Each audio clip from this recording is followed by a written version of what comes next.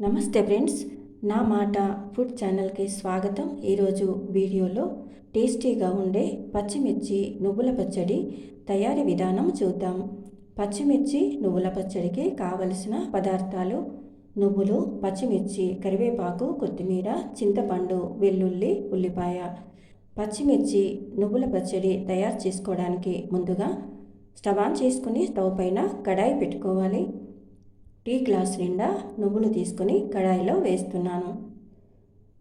తర్వాత లో ఫ్లేమ్లో ఈ విధంగా కలుపుకుంటూ దోరగా మాడకుండా మంచి స్మెల్ వచ్చే వరకు వేయించి ప్లేట్లో వేసి పక్కన పెట్టుకోవాలి.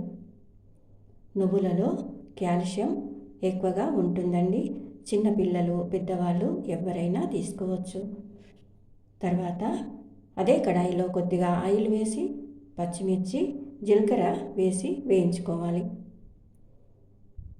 పచ్చిమిర్చి ఈ విధంగా బాగా వేగనివ్వాలి. తర్వాత కరివేపాకు వేసుకోవాలి. వెల్లుల్లి, ఉల్లిపాయ ముక్కలు వేసుకోవాలి. ఈ విధంగా కలిపిన తర్వాత స్టవ్ ఆఫ్ చేసుకోవాలి. అర స్పూన్ ధనియా పౌడర్ వేసుకోవాలి.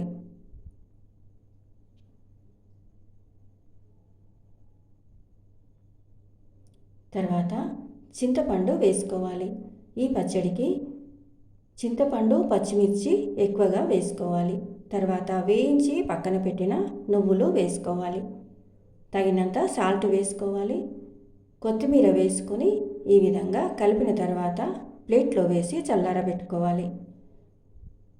ఇలా తయారు చేసిన పచ్చిమిర్చి నువ్వుల పచ్చడి చాలా టేస్టీగా ఉంటుందండి. వేడివేడి అన్నములో నెయ్యి లేదా పల్లి నూనె వేసుకొని తింటే చాలా టేస్టీగా ఉంటుందండి.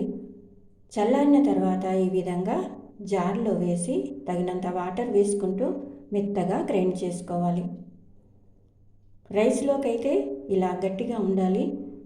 ఇడ్లీ, దోశలోకి కొద్దిగా పలచగా ఉండాలి. తర్వాత వేరే గిన్నెలోకి ట్రాన్స్ఫర్ చేసుకుని పోపు పెట్టుకోవాలి. అదే కడాయిలో కొద్దిగా ఆయిల్ వేసి వేడైన తర్వాత ఆవాలు, జీలకర్ర వేసుకోవాలి. తర్వాత ఎండుమిర్చి వేసుకోవాలి. కరివేపాకు, కొద్దిగా పసుపు వేసుకోవాలి. కొత్తిమీర వేసుకొని స్టవ్ ఆఫ్ చేసుకోవాలి. ఈ పోపుని చట్నీలో వేసి కలుపుకోవాలి. చట్నీలో ఉల్లిపాయ ముక్కలు చిన్న చిన్నగా కట్ చేసి చట్నీలో వేసి కలుపుకోవాలి. అంతే అండి, పచ్చిమిర్చి నువ్వుల పచ్చడి రెడీ అయిపోయింది. వైట్ రైస్లోకి, ఇడ్లీ, దోశలోకి చాలా టేస్టీగా ఉంటుందండి. ఈ హెల్తీ రెసిపీ మీకు నచ్చితే లైక్ చేయండి, షేర్ చేయండి. నా మాట ఫుడ్ ఛానల్ని సబ్స్క్రైబ్ చేసుకోండి. Thank you for watching.